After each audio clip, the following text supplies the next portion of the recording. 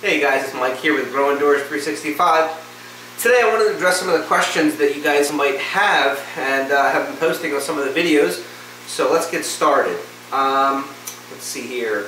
I've watched a lot of your best videos, watched it twice and make sure I have it right. This question is basically about how far to keep the light from the plants. Is it 3 inches, 6? They're not clear about what to do. In regards to plant size, I mean, again, everybody's going to have a different way of doing it. Everybody's going to have their own way and no system. I haven't really seen anywhere that has specific information that I've come across. But it all depends. During the germination stage, I like to, have some room, of course, but the lower the light, but you don't want it too close because you're going to burn the plants, or the seedlings, you don't want to dry them out. But during the germination stage, you want to make sure that the light's pretty close so that the seedlings, as they're reaching up, they're not stretching too far. They become what's called leggy. Okay, that basically what will happen is the actual seedling will start falling to the side, and the head will basically outweigh the body, and unfortunately that's a big no-no. It's not going to be anything good. You're not going to want that. So again, test it out. See what works best for the plants that you're trying to grow. Regarding pH levels, what pH levels am I using? I mentioned in multiple videos of mine that during the germination stage, as I'm germinating my seeds, I like to do pH of 6.5 as well as the pH level in my reservoirs. Now, I'm not huge on ppm, which is parts per million, and what that means is how many other particles are there besides water. Okay, water being 0, if it's just water and nothing else in it, it should be 0 ppms. But if you have a ppm meter and you actually measure the ppm of your water and it indicates 500, that means there's 500 other things other than water in your other properties in your water other than just regular water. Containers. Where did I get these containers? Finally, I will address it on video, and I've addressed it multiple times on other videos, especially one of my largest videos, the go-to guide A to Z on growing hydroponically. I got these at Walmart. Okay, so I'm sure there's international Walmarts, or I'm not sure where all of my viewers are coming from, but if you're in the US, you don't only have to have these. These are fairly large because I'm actually growing 9 plants. I have 9 pods in each reservoir. So if you were to do a smaller amount of pods, depending on the amount of, how big are your kind of growing perimeters? Do you have a large tent? Do you have a small tent? Do you even have a tent? How big is your space that you have to grow? That will actually tell you a little better of a perspective of how large you want to go with these reservoirs, because the water inside gets consumed by the root systems of whatever plants that you're growing. For instance, that broccoli plant that you guys have been seeing throughout the last number of weeks, the last several months, that thing guzzles up basically about 5 gallons of water almost a week. It's got 4 plants in there, and boy do they eat that water up. It's unbelievable. So once again, I got my containers, these white ones, at Walmart. You could probably get them anywhere. If you go to Home Depot, Lowe's, they all have totes. That's what they're called. They're called totes. And basically people use these for storage. So they come with the bottom bin as well as the top part. Okay? Just a quick note, I will be creating just one single video on how to create the reservoir. That's going to be coming up in the next week and a half to 2 weeks. I have my tote already ready, and I will show you all the different tools that you're going to need to create that tote, from the whole, from the entire process. Next question, Kiana Lawyer. Methods of other plants, cucumbers and tomatoes, what do I think? I mean, I'm not sure the methods. All these type of things, the methods that I use for different plants, such as like cucumbers or tomatoes, those are hard, and I mentioned this in prior videos. I haven't done a video on tomatoes, but I have done one on trying cucumbers, and the biggest problem regarding cucumbers is, of course, pollination. If you're not familiar with pollination and you're just starting out growing indoors or outdoors, Google pollination and you will understand the process of basically carrying a male part to the female part so that it actually can produce, the flowering part can actually produce a vegetable. So those are great. There's a lot of great information out there online. I do the best I can to educate you guys from what I learned. Again, I'm not a professional. but I do it where my system works consistently, and that's really what this channel is about, consistently showing my growing updated every single week, every single month as I continue on to progress, as I'm going to be using different lights, different methods, different vegetables, different seeds. It's all to come, but I have a great backlog. We have about 30 videos online now. And I just wanted to mention, my actual largest video now hit 50,000 views, which is so cool, because there's a lot of people that are really learning on how to go about growing hydroponically indoors. Awesome. Very happy about that. Matthew, swapping out nutrients and water.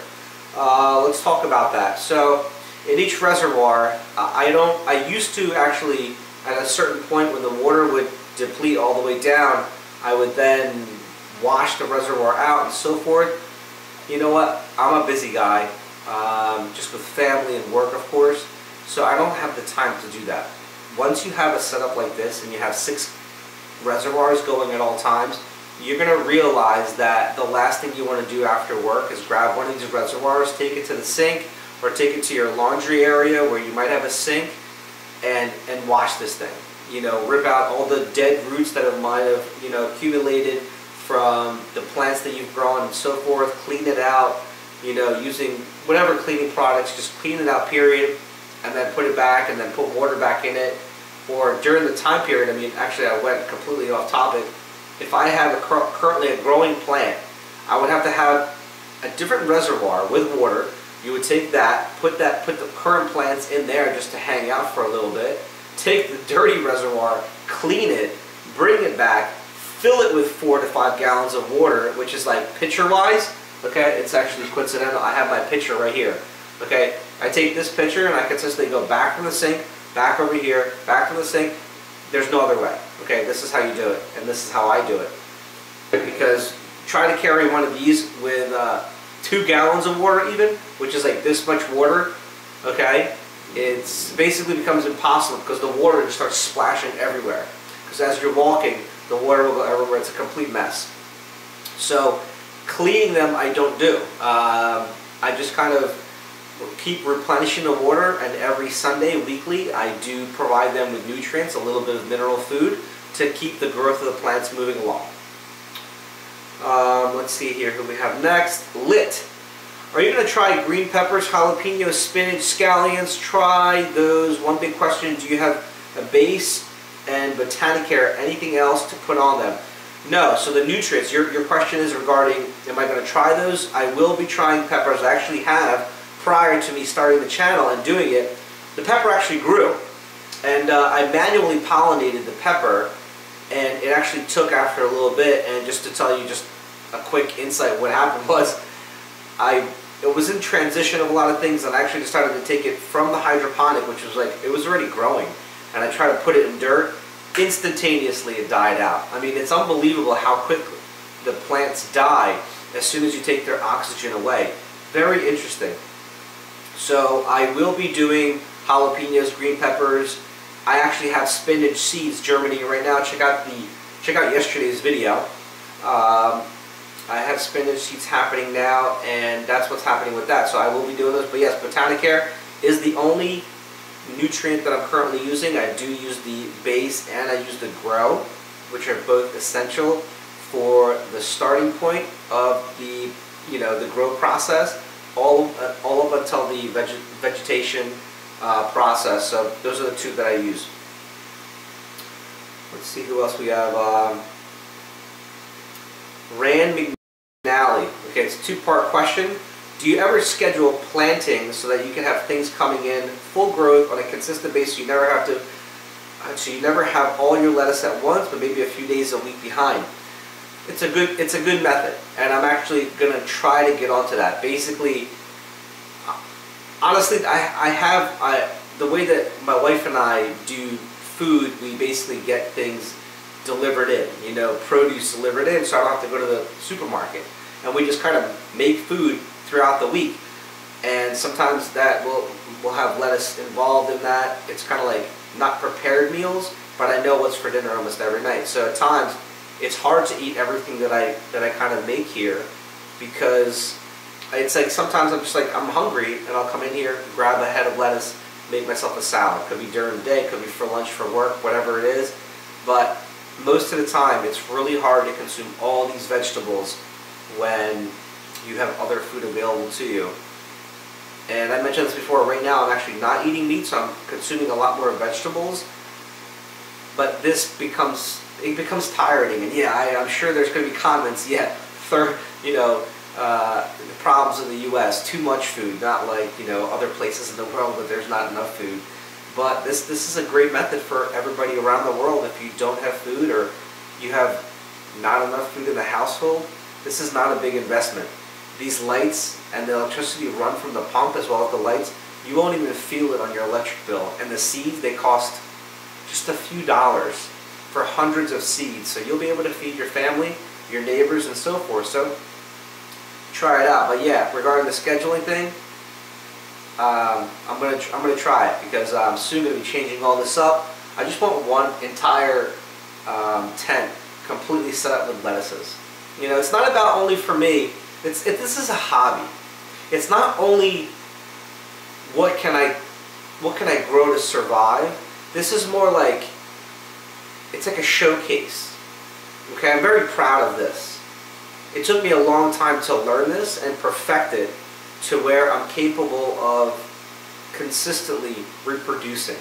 So I'm really proud of this, and I'm proud to show it off to you guys and teach you guys on what I've learned, some of my mistakes, and what to do and not to do. So this is what it's really all about. His second question is, if you were to structure out a single 10 of the most efficient plants of your personal eating, what would they be?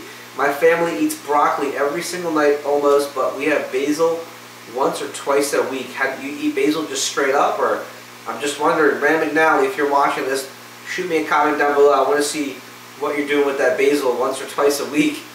Okay, because my wife makes awesome pizzas. We just buy dough, and you can make the pesto for your actual sauce. You could do that, but also you could throw your basil onto a salad or whatever, sandwich and so forth. But other than just straight up eating basil, that's just, not for me. But your other thing is my family eats broccoli every single night. That's awesome. As you saw in previous videos, if you haven't, make sure to check them out. Broccoli is a huge plant. I never really realized how large a broccoli plant can get. It is enormous. Okay, so growing it hydroponically, it's doable, but to actually, the problem with that is, that's why I started considering putting in 9 pods into the reservoirs, okay? If it grows, that's awesome. If it doesn't, that's okay too. I'll keep on moving forward. But what I'm trying to say is, I'm trying to maximize yield per inch in this tent. So I have this setup of my storage, that basically the levels, the storage bin. Okay, what I mean to say is this little rack right here, as you see it holding it holds 3 storage bins across. So it holds 3 reservoirs, and the tiers can hold a certain amount. Okay, so as you see, the light goes from one end to another. So I wanted to see exactly how many plants I could fit in that entire area and maximize the room space for the grow, which is really important. So if you're actually trying to have a huge tent like this, you have one light, you're not going to be able to fit many other vegetables or several other pots of broccoli. It's difficult, but try it. Sometimes it might be more efficient just to go to the supermarket and buy it, but this isn't what this channel is about. Grow Indoors 365 is about growing with soil or hydroponically within, your indoor environment, which is, being able to do it 365 days a year. Okay, we might have, 3, 4, 5 months of snow, whatever it is during the winter times, or it gets too cold outside in many parts of the country or the world. Of course, there's many parts that have even worse conditions that they're unable to grow outdoors. And this is a great way to do it, especially if you have certain conditions that require a lot of water to maintain your crops outside. I don't water these from above. Okay, the water is just from below.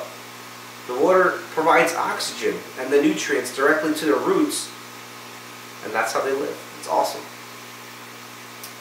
Are you going to try to manipulate the taste of additives? This is a recent question from yesterday's video. Are you going to try to manipulate the taste of additives? No, I don't want to manipulate anything. I don't manipulate anyone or anything in my life. So I would stay away from trying to manipulate. It sounds like such a terrible word. You know, it's like, am I trying to cheat something or modify it in a negative impact? Absolutely not. Okay, this is an organic, non-GMO seeds. I put the nutrients in, which are derived organically from minerals that are basically the same minerals that you would find in soil. The plants grow, everybody's happy. That's it. That's really all I have regarding questions. If you guys have any more questions, next week maybe I'll do another Q&A. Leave the comments down below. Happy to answer them. And I hope you guys are having a fantastic day. I'm glad I got to sit down finally and do this for you guys. I hope you guys have a great one. Keep growing, and a lot more to come. Thanks for watching.